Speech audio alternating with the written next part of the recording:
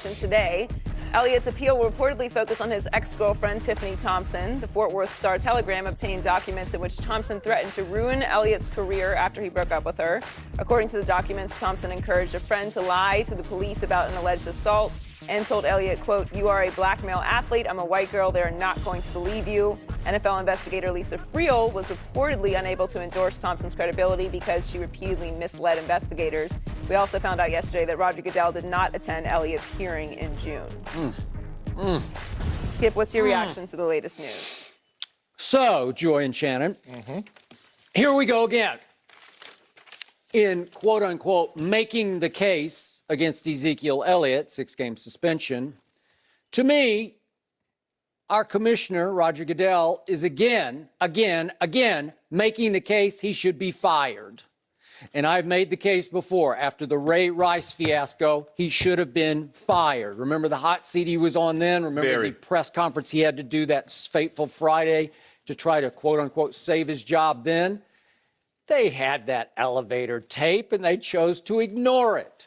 Then, a year ago, you and I disagreed on this. A lot of people disagreed, but I thought Roger Goodell tried to frame and railroad and the reputation of one Tom Brady just to punish the Patriots for their history of cheating.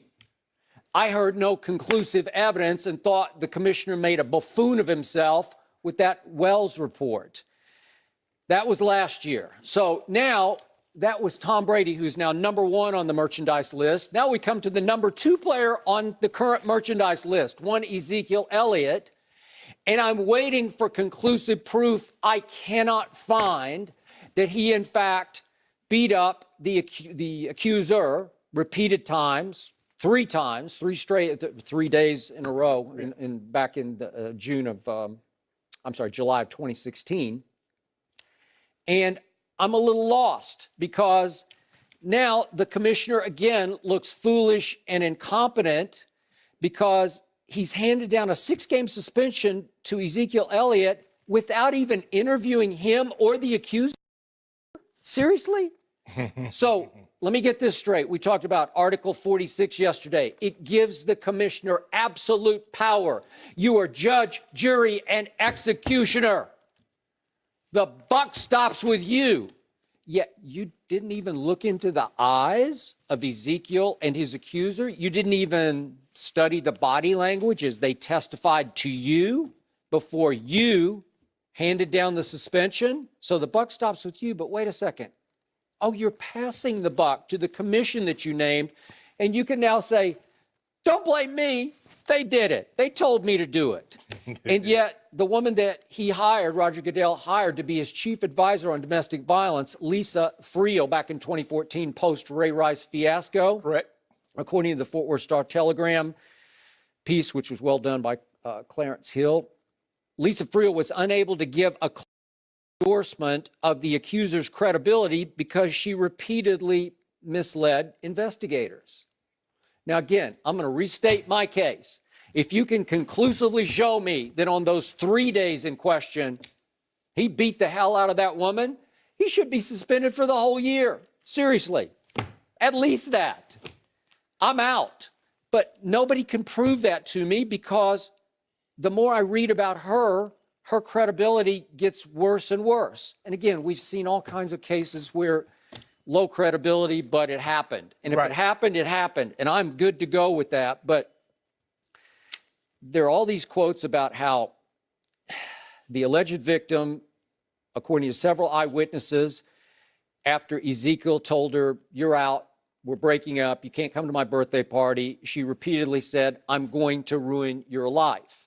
And she did not call police until that point, and then later admitted that she made up that case of that instance of domestic violence. Yet the NFL continues to say that on July 17th, 19th, and 21st, they list all sorts of injuries to her arms, neck, shoulders, hands, wrists, hips.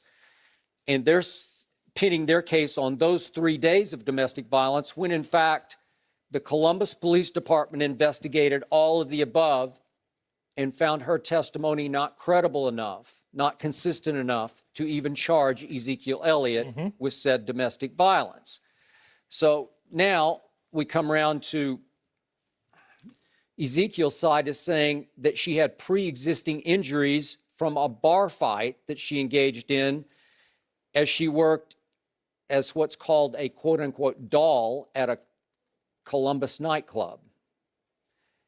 And I'm getting more and more lost by the moment. All I know is that I kept telling you that Jerry Jones, I'd never heard him so adamant about saying publicly about an accusation, there's nothing there, there's nothing there, there's nothing there. We have yet to hear from Jerry Jones since this suspension was handed down, except for reports that he is very angry about it.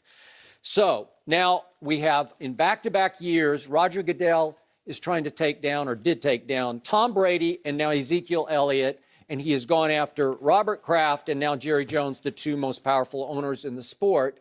And I'm wondering, is he just trying to curry favor and please the other 30 owners who clearly want him to put these teams in their places? That's how it comes across to me.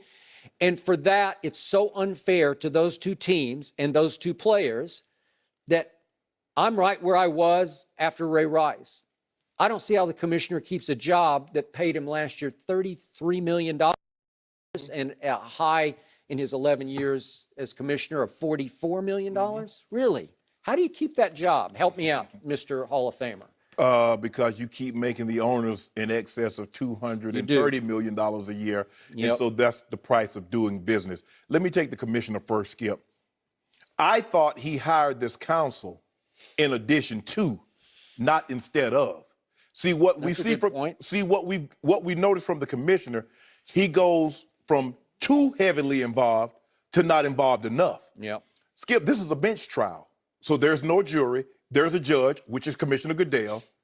So basically he says, I don't want to hear her testimony personally. I don't want to hear his testimony personally.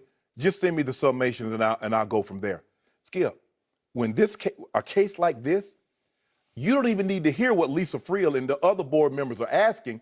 You just want to look at Zeke. You want to look at this young lady. Yeah. Oh, I want to see your body language. I'm going to see how you answer these questions.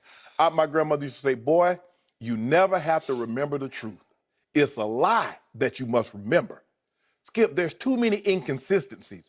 You can't say her credibility is in question and you wonder whether or not she's misleading you, but says, okay, I believe she's telling the absolute truth here.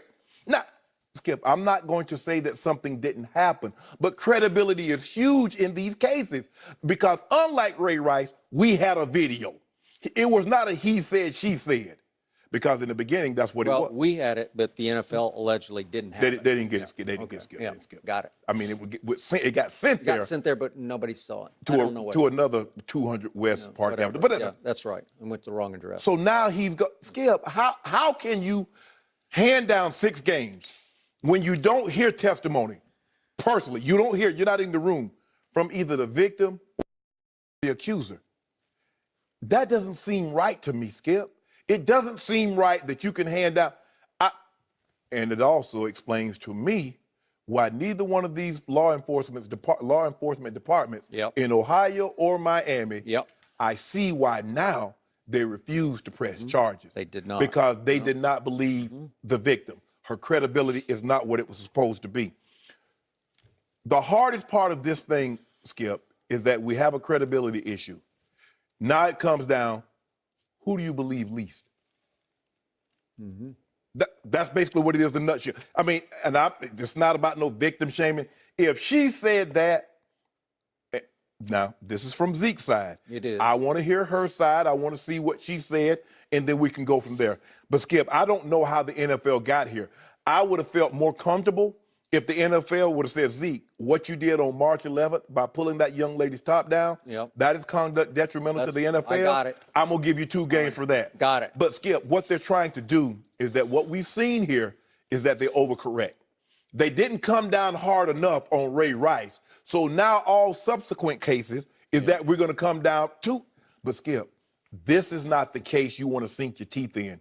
There's too much of a credibility issue going on here. And I'm not saying she's lying, but once and I read it yesterday, Skip, a single lie discovered is enough to create doubt in every truth expressed. It is. So the NFL is saying, okay, and Lisa Friel said, well, she's lying about this. She's misleading us about this, but she's telling the truth about that. Skip, how do you get there? Credibility is everything in a he said, she said. You can't fabricate stuff and say that she told a witness to say he did this. Come on now, Skip. Now you know that's not even close to being right. Yep. And for the commissioner, for you to put your name on this, 6 games for this, and it's shaky at best. At best. If this case were to go before a jury, Joy, let's just say for some odd godly reason, a grand jury hand down, the jury wouldn't even leave the courtroom to deliberate. It would never make it to a jury, obviously. This is a real case, and the police chose to not prosecute because the burden of proof wasn't enough to get it to that point. Even if you had a good friend who was a prosecutor, who was a DA, and you brought him this, Skip, he goes like, I'm sorry, bro. That doesn't mean it didn't happen. Yeah, it just means that the burden of proof for the law is much higher than the NFL. But here's the thing.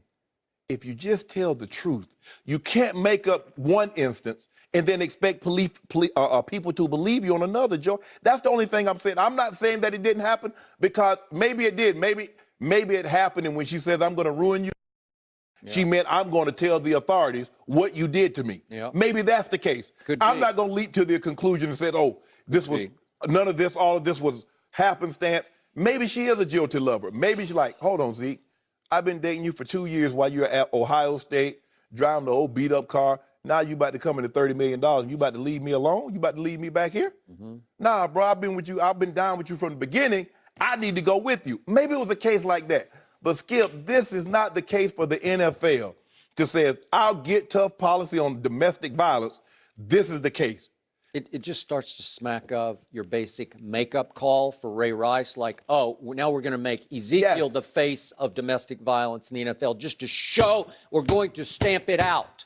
No. Well, you better stamp it out with conclusive and revolting evidence. Well, Skip, Zeke is a little late for that, because not only is Ray Rice the face of domestic violence in the NFL, he's the face of domestic violence in the U.S. Yeah, he is. He's the case. Now, they make it seem like Ray Rice is the first man to ever commit domestic violence against a woman. And it just so happens Ray was a professional athlete. And so guess what happened, Skip? Not just professional athletes, but the NFL, they started looking at everybody that had a girlfriend or a wife side-eyed like, oh, I wonder if he did what Ray Rice did to his fiancée. And I'm like, hold on. This was going on long before Ray Rice was even born. But how you try to tag him, the same way they tagged Mike Vick with the dog fighting. But Skip, we had video. But Skip, your word got to mean something. For me, I lived 48 years, Skip. I'm 49 now. My grandmother died, I was 43. From the time I remember until the time she was passed, I can remember everything my grandmother said. My grandfather died in 77. I was 8 years old. Everything he said in my presence, I can tell you. I can tell you where I was when my sister called me and my nephew had passed. I can tell you everything. Skip, when a traumatic incident, and I get it, sometimes people, they say, when people have a traumatic incident happen to them, they forget. But Skip, you can't lie. Because once you lie, nobody's going to believe you. Crying, everybody's like, she lying. I don't believe her. Why would you make something up? Why would you ask a friend to lie for you in this instance?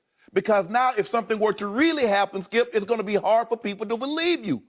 I can't believe that people would do this to someone, realizing the heightened sense of awareness that not only the NFL, but society have on domestic violence.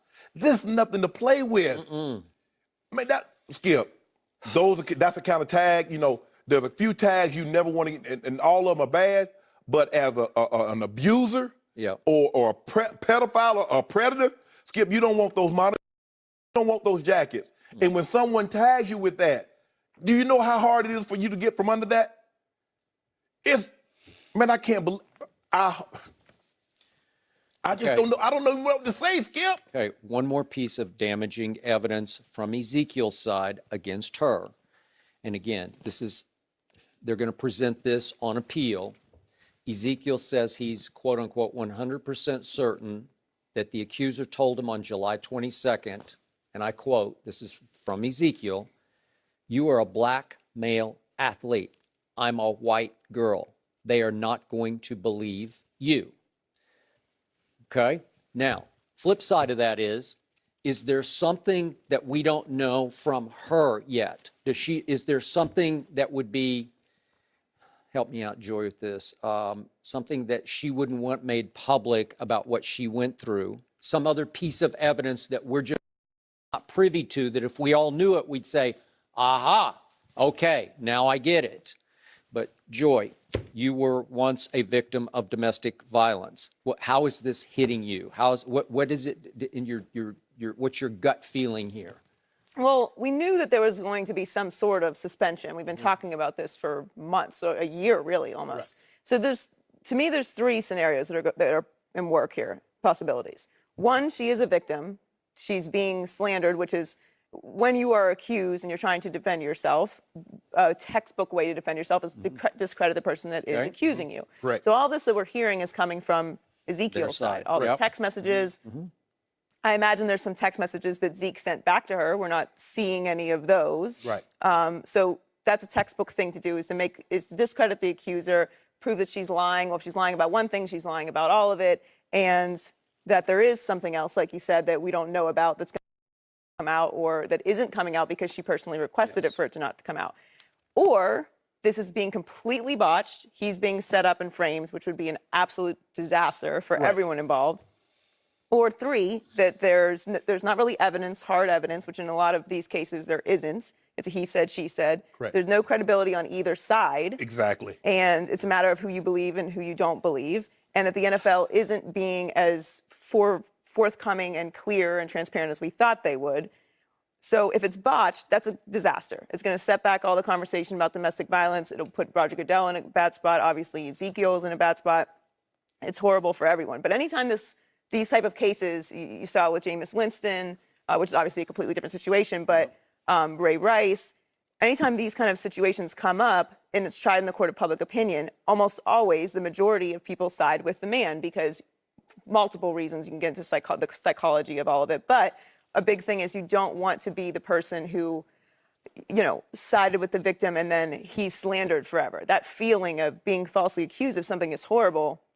Is traumatizing for anyone that's ever even experienced something remotely close to that. That feeling is horrific, and it's very hard to clear your name from that, even if you are proven to be innocent. So to me, the fact that it's 6 games, the fact that it's Roger Goodell, the whole thing is very murky.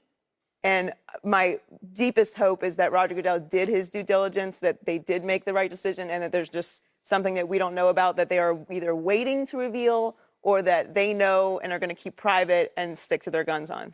And if, Joy, you mentioned it, take it from someone that was falsely accused. Because at the time I was accused, I was on the front page. But when it's cleared, and then when it didn't, she dropped the charges. Because she didn't go to police, she didn't get anything anyway. That was on the back page. And I just asked the question, what do I do to get my name back?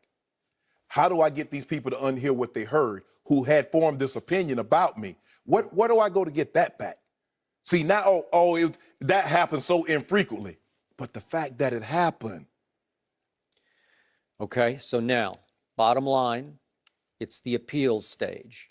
And we talked about it yesterday, and I made the case that I figured Roger Goodell had heard their eye-to-eye testimony, and so I thought, well, why would they both go to New York again, or in this case, just Ezekiel, to testify again and say the same things that he had already heard? Well, he hasn't heard any of it straight from Ezekiel's mouth, right? Correct. So, again, we're talking about domestic violence and a policy of 6 games for first-time offender, and it's still hard for me to believe that Roger Goodell could back off a 6-game suspension, even though there's going to be, I guess, some new evidence presented that wasn't presented to the commission.